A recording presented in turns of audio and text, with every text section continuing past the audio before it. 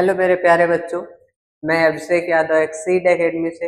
हम exceed academy के YouTube channel पर आपका स्वागत करते हैं बच्चों। पिछली क्लास में हम लोगों ने पढ़ा था, डाइजेस्टिव ग्लैंड पढ़ना शुरू किया था class 10th live process chapter से।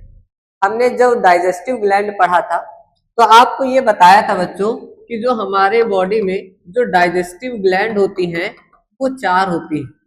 डाइजेस्टिव ग्लैंड जो होती है, वो पाचक ग्रंथियां जो होती है वो कितनी होती हैं? 4 होती हैं। एक होती है सलेवरी ग्लैंड। एक कौन सी होती है?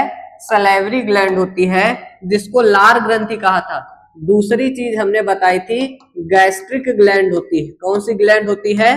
तो गैस्ट्रिक ग्लैंड होती है, जिसको हमने क्या कहा था? जठर ग्रंथि कहा था। और तीसरी चीज हमने कहा था, तीसरी चीज होती है लीवर, जिसको हमने क्या नाम दिया था? यकृत कहा था। और चौथी चीज हमने कहा था क्या होती है? पैंक्रियाज होती है, अग्न्याशय होती है। यही ना, पैंक्रियाज अग्न्याशय होती है। हमने पिछली क्लास में सलेवरी ग्लैंड लार ग्रंथि पढ़ लिया था। आज हम लोगों को स्टार्ट कहां से करना है बच्चों? तो गैस्ट्रिक ग्लैंड से स्टार्ट करना है। कहां से शुरू करना है? तो गैस्ट्रिक ग्लैंड से शुरू करना है, जठर ग्रंथि से। अच्छा, जो गैस्ट्रिक ग्लैंड है, ये जो जठर ग्रंथि है, सबसे पहली अगर बात करें तो हम लोगों को पढ़ना है इसकी लोकेशन के बारे में। किस चीज के बारे में बच्चों? तो लोकेशन के बारे में। अब इसकी लोकेशन की बात करें, ये पाई कहाँ जाती है? तो स्टमक की वॉल में पाई जाती है।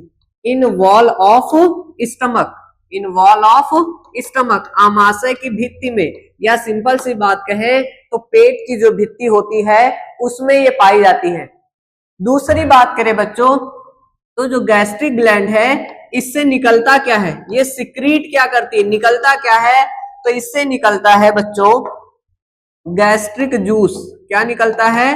गैस्ट्रिक जूस निकलता है, जठर रस निकलता है। ये जो गैस्ट्रिक जूस होता है, जठर रस होता है, ये गैस्ट्रिक जूस जठर रस की बात करें तो इसका जो पीएच होता है, इसका जो पीएच होता है, ये 1.8 से 3.1 के बीच होता है। 1.8 से 3.1 के बीच होता है, यानी ये बहुत ही ज्यादा क्या होता है? एसिडिक होता है, अम्लीय होता है।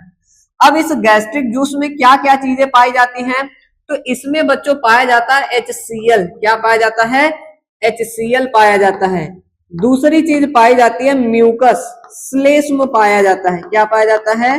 म्यूकस पाया जाता है, श्लेष्म पाया जाता है। और तीसरी चीज की बात करें बच्चों, गैस्ट्रिक जूस के तीसरी चीज की बात करें तो गैस्ट्रिक जूस में कुछ एंजाइम पाए जाते हैं। इस गैस्ट्रिक जूस में, जठर रस में क्या पाए जाते हैं? कुछ एंजाइम पाए जाते हैं। कौन कौन से एंजाइम पाए जाते हैं? तो इसमें बच्चों पाया जाता है, एक पाया जाता है रेनिन एंजाइम। कौन सा? रेनिन। और एक पाया जाता है पेप्सिन पाया जाता है। क्या पाया जाता है? पेप्सिन। अच्छा, बात करें रेनिन की। किसकी बात करें? रेनिन की बात करें तो ये जो रेनिन है बच्चों, ये इन्फेंट में रिलीज होता है। किसमें रिलीज होता है? किसमें निकलता है? इन्फेंट्स में। जो छोटे बच्चे होते हैं, 1 साल के जो बच्चे होते हैं, उनमें ये रेनिन निकलता है। अब ये काम क्या करता है? आप जानते हो कि जो छोटे बच्चे होते हैं वो फूड नहीं खाते, खाना नहीं खाते हैं। हम लोगों की तरह वो खाना नहीं खाते, वो मिल्क लेते हैं, केवल मिल्क ही पीते हैं, दूध ही पीते हैं। तो उनमें ये जो रेनिन है, इन्फेंट में ये काम क्या करता है? तो ये मिल्क का डाइजेशन करवाता है। किसका डाइजेशन करवाता है? मिल्क का डाइजेशन करवाता है, उसके मिल्क का पाचन करवाता है। आई बात समझ में? हम लोगों में, बड़े लोगों में ये नहीं निकलता है। अच्छा, बात करें पेप्सिन की। किसकी बात करें बच्चों? पेप्सिन की। तो ये जो पेप्सिन है, ये प्रोटीन का डाइजेशन करता है। ये किसका डाइजेशन करता है? तो प्रोटीन का डाइजेशन करता है, लेकिन एडल्ट में। किसमें? ये किसका डाइजेशन करता है? एडल्ट में प्रोटीन का डाइजेशन करता है, यानी हम लोगों में। It digest protein in adult. वयस्क में, वयस्क लोगों में ये किसका डाइजेशन करता है? प्रोटीन का डाइजेशन करता है, प्रोटीन का पाचन करता है। आई बात समझ में? तो हमने गैस्ट्रिक ग्लैंड के लिए केवल 2 से 3 बातें पढ़ी बच्चों। पहली बात क्या पढ़ी? ये पाई कहां जाएगी? स्टमक की वॉल में। स्टमक की वॉल अगर दिखाए बच्चों, स्टमक की वॉल देखो, ये स्टमक है ना, हमने बताया था ये स्टमक है, ये क्या है हमारा स्टमक है, यही पढ़ाया था आपको। अब इस स्टमक, ये जो स्टमक हमारा है, इसी स्टमक की ये जो वॉल है, ये जो वॉल है ना, इसी वॉल में पाई जाती है गैस्ट्रिक ग्लैंड। अब ये जो गैस्ट्रिक ग्लैंड है, इससे निकलता क्या है, गैस्ट्रिक ग्लैंड से क्या निकलता भाई, तो गैस्ट्रिक ग्लैंड हमने कहा गैस्ट्रिक जूस निकला। इसका पीएच कितना है, 1.8 से 3.1 है। इसमें क्या क्या पाया जाता है, तो HCl पाया जाता है, म्यूकस पाया जाता है, और क्या पाया जाता है भाई, तो कुछ एंजाइम। कौन कौन से एंजाइम है, रेनिन है, रेनिन छोटे बच्चों में निकलता है जो मिल्क का डाइजेशन करता है, दूध का पाचन करता है। जो पेप्सिन है ये हम लोगों में निकलता है और ये प्रोटीन का डाइजेशन करेगा, और जो मिल्क होगा हम लोगों में यानी बड़े लोगों में जो मिल्क का डाइजेशन भी होगा वो कौन करेगा, पेप्सिन ही करेगा। आई बात समझ में। तो बड़े लोगों में प्रोटीन से जो भी प्रोटीन आए, चाहे मिल्क प्रोटीन हो चाहे फूड से मिलने वाली प्रोटीन हो, सबका डाइजेशन कौन करेगा, पेप्सिन। लेकिन छोटे बच्चों में कौन निकलता है, तो रेनिन निकलता है। आई बात समझ में बच्चों। एक चीज और है, एक एंजाइम और निकलता है, इसी में पाया जाता है, जिसका नाम होता है लाइपेज। क्या नाम होता है, लाइपेज। और ये किसका डाइजेशन करता है, तो ये फैट का डाइजेशन करता है। किसका डाइजेशन करता है, फैट का, वसा का पाचन करता है। तो गैस्ट्रिक जूस में टोटल कितने एंजाइम निकले, 3 एंजाइम निकले। कौन कौन से भाई, रेनिन मिल्क का डाइजेशन, पेप्सिन प्रोटीन का डाइजेशन, और लाइपेज निकला जो किसका डाइजेशन करता है, ये फैट का डाइजेशन करता है। आई बात समझ में बच्चों, ठीक है। अब हम लोगों को अगर बात करें बच्चों, हमने कहा HCl, कौन, HCl। अब HCl जो है ये इसका काम क्या है, आखिर HCl हम लोगों में क्यों निकलता है। देखो हमने कहा कि ये HCl निकला है, क्या निकला है, HCl। आखिर HCl का काम क्या है और इस म्यूकस का काम क्या है। अच्छा सुनना, ये जो एंजाइम है, ये जो क्या है, एंजाइम है। तो हमारी बॉडी में जब भी कोई एंजाइम निकलता है बच्चों ना, ये एंजाइम जब रिलीज होते हैं, जब एंजाइम सिक्रीट होते हैं, जब एंजाइम क्या होते हैं, सिक्रीट होते हैं बच्चों, जब ये सिक्रीट होते हैं, जब ये निकलते हैं, तो ये निकलते हैं इनएक्टिव फॉर्म में। कौन से फॉर्म में निकलते हैं, इनएक्टिव फॉर्म में निकलते हैं। ये इनएक्टिव फॉर्म में निकलते हैं। अब इनको एक्टिव करने का काम, एंजाइम को क्या करने का काम, एक्टिव करने का काम किसका होता है, HCl का होता है, और ये बहुत ही ज्यादा एसिडिक होता है। यानी जब तक एंजाइम इनएक्टिव फॉर्म में रहेगा, तब तक, जब तक एंजाइम इनएक्टिव फॉर्म में रहेगा तब तक किसी भी चीज का डाइजेशन नहीं हो सकता। अब डाइजेशन करने के लिए एंजाइम को क्या होना पड़ेगा, एक्टिव। और एक्टिव करने का काम किसका होता है, HCl का होता है। आई बात समझ में। अच्छा पिछली क्लास में और बताई थी एक बात, हमने कहा था ये जो HCl है बहुत ही ज्यादा एसिडिक है।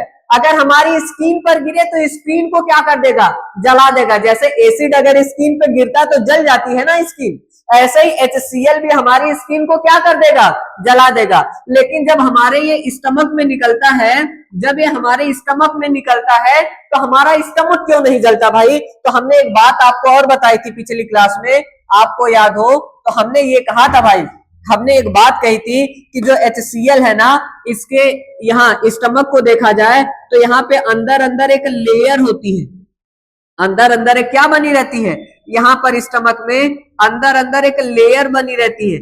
और ये लेयर किस चीज की होती है बच्चों, तो हमने बताया था म्यूकस और किसकी, बाइकार्बोनेट की होती है।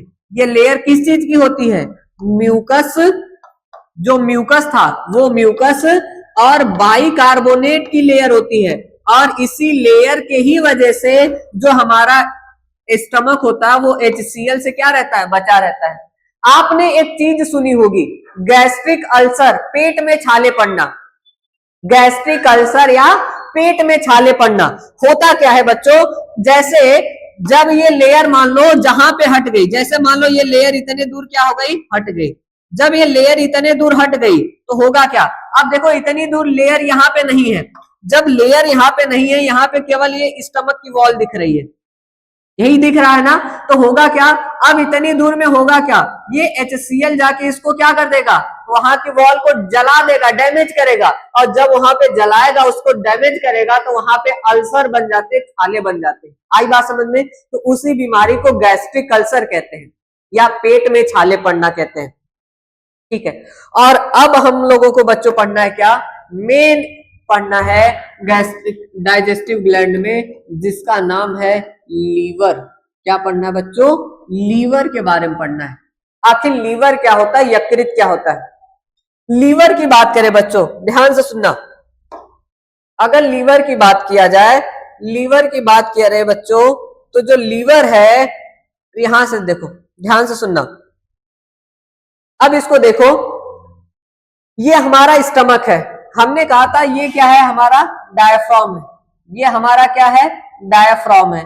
हमने कहा था डायफ्राम के नीचे ये जो पूरी यहां तक की खाली जगह है, ये जो पूरी खाली जगह है, एब्डोमिनल कैविटी, उदर गुहा, और ये जो ऊपर का रीजन है, ये जो रीजन है, ये कहलाता है थोरैसिक कैविटी, वक्ष गुहा।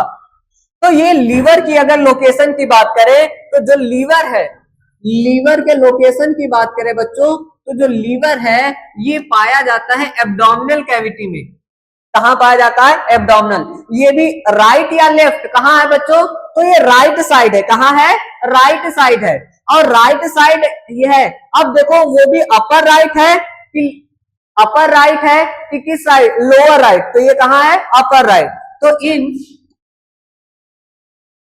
अपर right side, upper right side of abdominal, abdominal cavity, upper right side of abdominal cavity. तो ये एब्डोमिनल कैविटी में कहां पाया जाता है, अपर राइट साइड। आई बात समझ में। अच्छा, ये जो लीवर है ना बच्चों, ये हमारी बॉडी की लार्जेस्ट ग्लैंड है, ये हमारी बॉडी की क्या है, लार्जेस्ट ग्लैंड है, सबसे बड़ी ग्रंथि है। हमारी बॉडी की जो सबसे बड़ी ग्रंथि है, सबसे बड़ी ग्लैंड है, वो कौन है, हमारा लीवर है। लार्जेस्ट ग्लैंड है, सबसे बड़ी ग्रंथि है। अच्छा, इसमें देखो कितने लोब बने हैं, लीवर को देखो तो इसमें 2 लोब बने हैं। कितने लोब बने हैं, 2 लोब। एक लोब आपको ये दिखाई दे रहा होगा, ये, और एक लोब आपको ये दिखाई दे रहा होगा, यही ना। तो अगर लीवर की बात करें बच्चों, तो लीवर में टोटल 2 लोब होते हैं। लीवर में कितने लोब होते हैं, 2 लोब होते हैं। इसके अंदर 2 लोब पाए जाते हैं, 2 पालियां होती हैं। कितनी पालियां होती हैं, 2 पालियां होती हैं, 2 लोब होते हैं। अच्छा, अब 2 लोब हैं, तो इसका जो राइट लोब है, इसका जो कौन सा लोब है, राइट लोब है, वो क्या होता है, ये लार्ज होता है, बड़ा होता है। और इसका जो लेफ्ट लोब है बच्चों, इसका जो लेफ्ट लोब है, इसका जो बायां भाग है, इसका जो बायां भाग है वो छोटा होता है। इसका ये जो राइट वाला पार्ट है, ये वाला, ये बड़ा होता है, और ये जो लेफ्ट वाला, ये क्या होता है, छोटा होता है। आई बात समझ में। तो लीवर के लिए 3 बातें पढ़ी। कितनी बातें पढ़ी बच्चों, 3 बातें। पहली बात बोलो, कहां पाया जाता है, तो एब्डोमिनल कैविटी में upper right side, right side liver है, और इसके ठीक सामने, लीवर के ठीक सामने लेफ्ट साइड हमारा स्टमक होता है, आमाशय होता है, पेट होता है। दूसरी बात कहा कि ये लार्जेस्ट ग्लैंड है, सबसे बड़ी ग्रंथि है।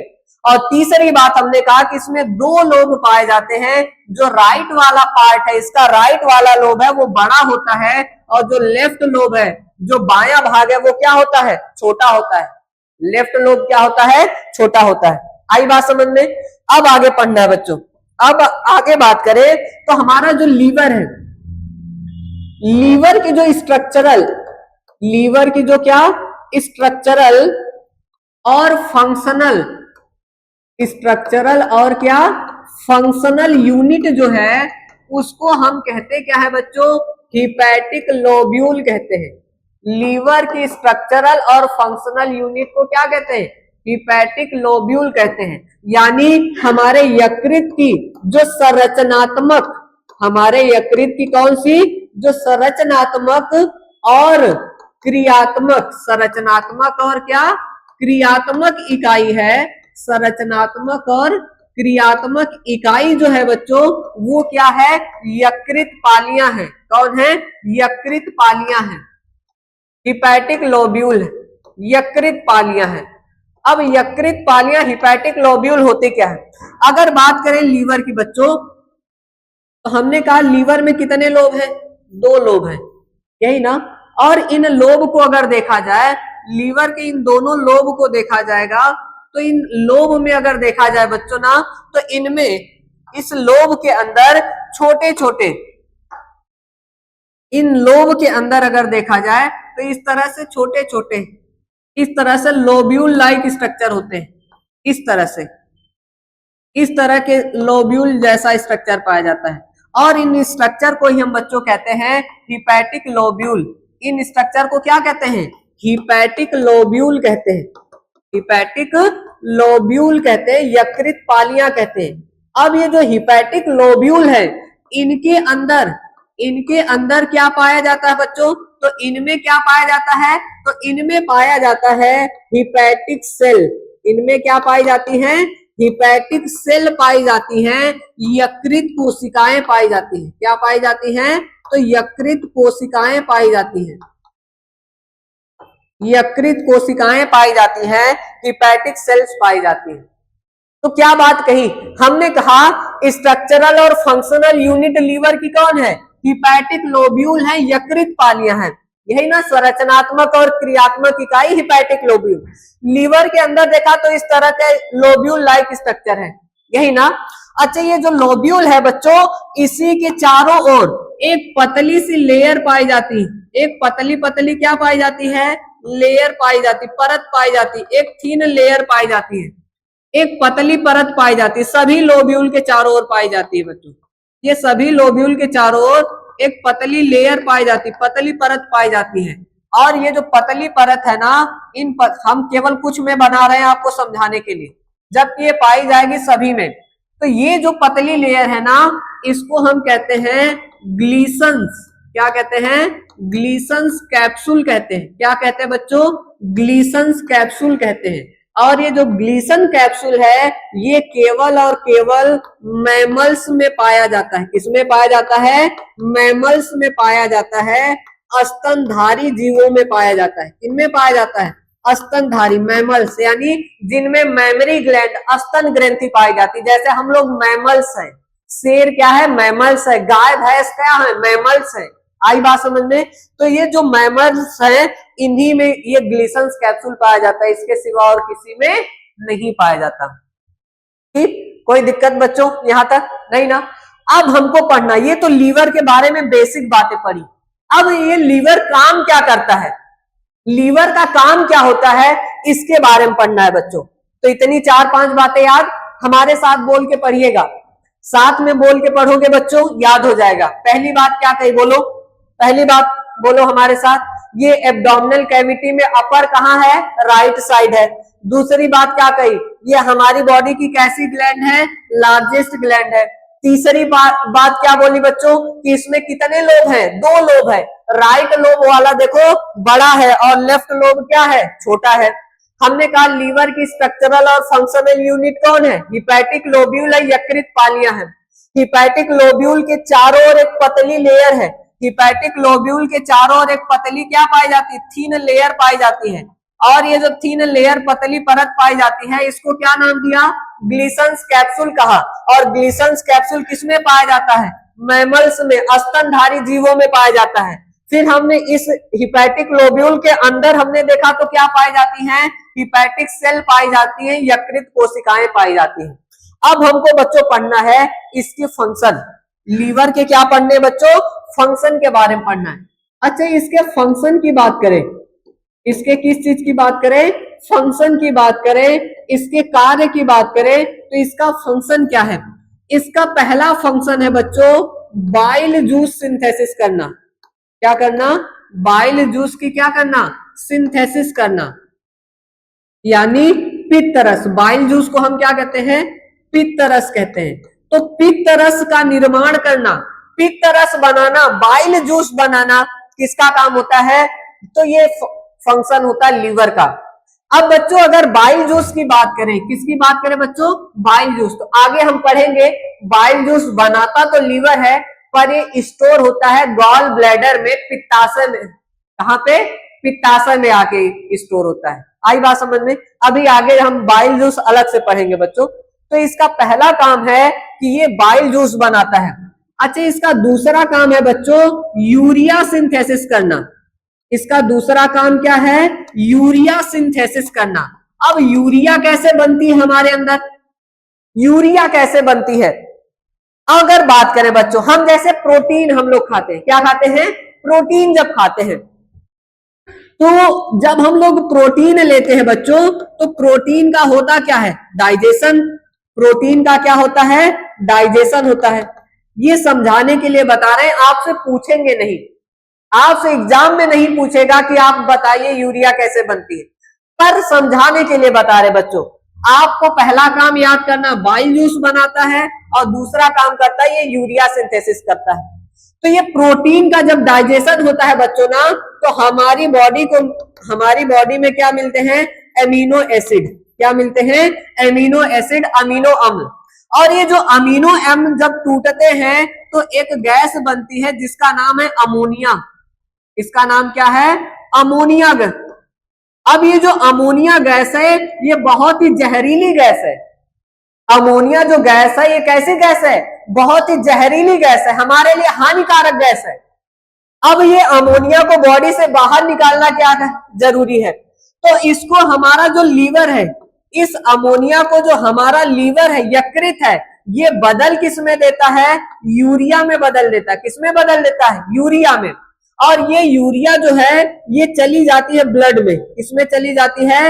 ये ब्लड में मिक्स हो जाती है। किसमें मिल जाती है बच्चों? ब्लड में मिल जाती है। और जब यही ब्लड हमारी किडनी से होकर के गुजरता है, अब यूरिया भी तो हमारे लिए हानिकारक है ना, यूरिया भी हमारे लिए क्या है? हानिकारक है, लेकिन अमोनिया से कम हानिकारक है। लेकिन अमोनिया से क्या है? कम हानिकारक है। तो अब ये यूरिया आ गई ब्लड में, अब यूरिया को भी बाहर निकालना है। तो जब ये ब्लड किडनी से होकर के गुजरता है, किससे होकर गुजरता है? किडनी से होकर के गुजरता है, तो किडनी ब्लड यूरिया अलग करके क्या बना देती है? यूरिन बना देती है, मूत्र बना देती है। और जब यूरिन जो होती है, इसी के अंदर यूरिया भी होती है। यूरिन के ही अंदर क्या होती है? यूरिया भी होती है। और जैसे हम यूरिन डिस्चार्ज करते हैं, वैसे यूरिया भी हमारे शरीर से क्या हो जाती है? बाहर निकल जाती है। तो इस तरह से ये पूरी प्रोसेस चलती है। आई बात समझ में? तो अब तक हमने लीवर के कितने काम पढ़े? 2 काम पढ़े। पहला काम बताओ बच्चों क्या पढ़ा? ये बाइल जूस बनाता है। और दूसरा काम हमने ये पढ़ा कि ये यूरिया बनाता है। दूसरा काम ये क्या करता है? यूरिया बनाता है। इसके तीसरे काम की बात करें बच्चों, इसके तीसरे काम की बात करें बच्चों, तो इसका जो तीसरा काम है वो क्या है? इसका जो तीसरा फंक्शन है बच्चों, ये तीसरा काम करता है ये कार्बोहाइड्रेट। इसको बच्चों कार्बोहाइड्रेट के मेटाबॉलिज्म, कार्बोहाइड्रेट के मेटाबॉलिज्म, उपापचय, इसको ये क्या करता है? कंट्रोल करता है, इसको नियंत्रित करता है। अब ये क्या होता है? कार्बोहाइड्रेट का मेटाबॉलिज्म। जैसे समझाते हैं बच्चों, अब ध्यान से सुनना। इसमें एक प्रोसेस आती है ग्लाइकोजेनेसिस, हिंदी नाम भी यही है, ग्लाइकोजेनेसिस। जैसे अगर बात करें, जिस दिन मान लो खाना ज्यादा मिल गया, अच्छा खाना बना है, हम लोगों की आदत है जब ज्यादा अच्छा खाना रहता है हम ज्यादा खा लेते हैं, है ना? अब ज्यादा हमने खाना खा लिया, ओवर ईटिंग कर लिया। जब ओवर ईटिंग कर लिया तो फूड का डाइजेशन होगा, और डाइजेशन होगा तो बनेगा क्या? ग्लूकोज। क्या बनेगा? ग्लूकोज। तो यानी जिस दिन हमने ज्यादा खाना खाया उस दिन हमारी बॉडी को ग्लूकोज जरूरत से क्या मिला? ज्यादा। अब ग्लूकोज हमारी बॉडी के लिए जरूरी तो है। जैसे अगर बात करें, मान लो आपको पैसे 100 चाहिए, अगर मान लो आपको 200 रुपए मिल गए, तो क्या आप जो एक्स्ट्रा 100 रुपया उसको फेंक देते हो? क्या नहीं ना, उसको स्टोर करके रखे रहते हो बाद में काम करने के लिए। ऐसे ही ग्लूकोज भी है, हमको चाहिए तो ग्लूकोज, अगर जरूरत से ज्यादा मिल गया तो उसको हमारी बॉडी फेंकती नहीं है, बाहर नहीं निकालती है, उसको स्टोर करके रखती है। अब स्टोर कैसे करके रखती है? तो इस ग्लूकोज को कन्वर्ट कर देती है ग्लाइकोजन में। किसमें बदल देती है? ग्लाइकोजन में कन्वर्ट करके क्या कर लेती है? स्टोर कर लेती है, इसको इकट्ठा कर लेती है। तो ग्लूकोज को किसमें कन्वर्ट कर दिया, किसमें बदल दिया इसने, ग्लाइकोजन में। और ग्लाइकोजन में कन्वर्ट करना ही क्या कहलाता है, ग्लाइकोजेनेसिस कहलाता है। आई बात समझ में बच्चों। अब इसकी बात करें, दूसरी प्रोसेस की बात करें तो दूसरा प्रोसेस है ग्लाइकोजीनोसिस। ग्लाइकोजीनोसिस। अब ग्लाइकोजीनोसिस क्या होता है बच्चों, अब ग्लाइकोजीनोसिस में क्या होता है, जैसे जिस दिन हम फास्ट रहते, उपवास रहते, व्रत रहते हैं, या जिस दिन खाना नहीं खाते उस दिन भी तो हम काम करते हैं ना, और काम करने के लिए हमारी बॉडी को क्या चाहिए, एनर्जी। उस दिन काम करने के लिए हमारी बॉडी को क्या चाहिए, एनर्जी। तो वो एनर्जी कहां से आती है फिर, तो जो हमने जिस दिन ज्यादा खाया था, ये जो ग्लाइकोजन स्टोर किया था ना, अब इस ग्लाइकोजन को वापस तोड़ा जाता है ग्लूकोज में, ताकि हमारी बॉडी को क्या मिले, एनर्जी मिले। आई बात समझ में बच्चों। तो अब उस दिन काम क्या किया जाता है, तो इस ग्लाइकोजन को, ये जो ग्लाइकोजन हमने स्टोर किया था, अब इस ग्लाइकोजन को किसमें बदलते हैं, ग्लूकोज में तोड़ते हैं। किसमें तोड़ते हैं, ग्लूकोज में कन्वर्ट करते हैं, ग्लूकोज में तोड़ते हैं। और ग्लूकोज में कन्वर्ट करना ही, तोड़ना ही क्या कहलाता है, ग्लाइकोजीनोसिस। देखो एक बात है, यहाँ ग्लाइको वर्ड है, यहां पर भी ग्लाइको वर्ड है। तो ग्लाइको का मतलब है ग्लाइकोजन से, ग्लाइको का मतलब किससे है, ग्लाइकोजन से। यहां पर देखो जेनेसिस है, इसके लास्ट में क्या है, जेनेसिस। और जेनेसिस वर्ड अगर कहीं पर आए तो उसका मतलब होता है फॉर्मेशन। जेनेसिस का मतलब क्या होता है, फॉर्मेशन, उत्पत्ति। तो जो ग्लाइकोजन है, जब ग्लाइकोजन बनता है तो वो प्रोसेस कहलाती है ग्लाइकोजेनेसिस। और जब जीनोसिस आता है तो जीनोसिस का मतलब होता है ब्रेक डाउन, टूटना। तो जब ग्लाइकोजन टूटेगा तो वो क्या कहलाएगा, ग्लाइकोजीनोसिस कहलाएगा। आई बात समझ में बच्चों। एक तीसरी प्रोसेस है इसी में, कार्बोहाइड्रेट मेटाबॉलिज्म में ही तीसरी प्रोसेस है बच्चों, ग्लाइको नियोजेनेसिस। ग्लाइको नियोजेनेसिस। ग्लाइको नियोजेनेसिस क्या होती है बच्चों, तो जब ग्लाइकोजन, सुनो सुनो सुनो सुनो, सॉरी, ग्लाइको नियोजेनेसिस क्या होती है, तो जब अमीनो एसिड, जब किससे बच्चों, हमारी बॉडी में मान लो हमने प्रोटीन ज्यादा खा लिया तो हमारी बॉडी में अमीनो एसिड ज्यादा बनेंगे। हमारी बॉडी में क्या ज्यादा बनेंगे, अमीनो एसिड ज्यादा बनेंगे, यही ना, क्या बनेंगे, अमीनो एसिड ज्यादा बनेंगे। तीसरा क्या है, ग्लाइको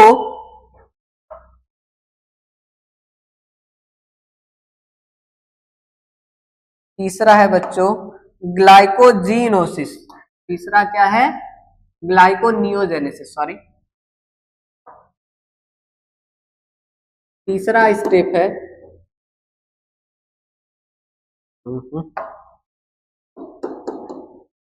ग्लाइको नियोजेनेसिस।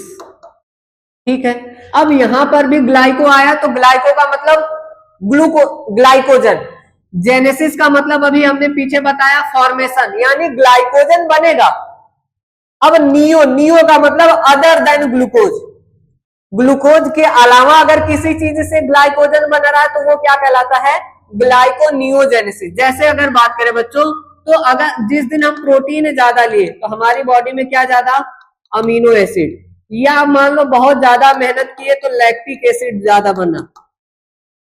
तो जब अमीनो एसिड या लैक्टिक एसिड को किसमें कन्वर्ट किया जाता है, ग्लाइकोजन में कन्वर्ट किया जाता है, तो ये क्या कहलाता है, ग्लाइकोनियोजेनेसिस कहलाता है। क्या कहलाता है, ग्लाइकोनियोजेनेसिस। तो बच्चों हम लोग पढ़ रहे थे लीवर, लीवर क्या हुआ, कंप्लीट। अब हम लोगों को पढ़ना क्या है, पैंक्रियाज के बारे में पढ़ना है। क्या पढ़ना है, पैंक्रियाज। तो आज की क्लास बच्चों हम यहीं तक रखते हैं, और कल की क्लास में हम लोग पढ़ेंगे पैंक्रियाज, और साथ ही साथ इस चैप्टर का दूसरा टॉपिक, हमने आपको पहले ही बताया था कि इस लाइव प्रोसेस में टोटल 4 टॉपिक पढ़ने हैं। एक पढ़ना है न्यूट्रिशन, एक क्या था, न्यूट्रिशन, दूसरा था रिस्पायरेशन, दूसरा क्या था, रिस्पायरेशन, तीसरा था सर्कुलेशन, तीसरा क्या था, सर्कुलेशन, और चौथा था एक्सक्रीशन, यही ना। तो एक टॉपिक कल ये पैंक्रियाज जैसे खत्म होगा, न्यूट्रिशन कंप्लीट, और कल की ही क्लास में क्या स्टार्ट हो जाएगा, रिस्पायरेशन कंप्लीट हो जाएगा। और कल की ही क्लास में हम लोग ये पढ़ेंगे कि ब्रीदिंग कैसे होती है, सांस हम कैसे लेते हैं, और साथ ही साथ ये भी पढ़ेंगे कि हमारी सेल के अंदर एनर्जी कैसे बनती है, ऊर्जा क्यों कैसे बनती है, और ये भी पढ़ेंगे कि आखिर हम सांस लेते टाइम ऑक्सीजन ही क्यों लेते हैं, दूसरी गैस क्यों नहीं लेते हैं। तो इन सब बातों के बारे में हम कल की क्लास में पढ़ेंगे बच्चों। आज की क्लास यहीं तक। आपको जो भी डाउट हो बच्चों, आप कमेंट सेक्शन में पूछें। थैंक यू, धन्यवाद बच्चों।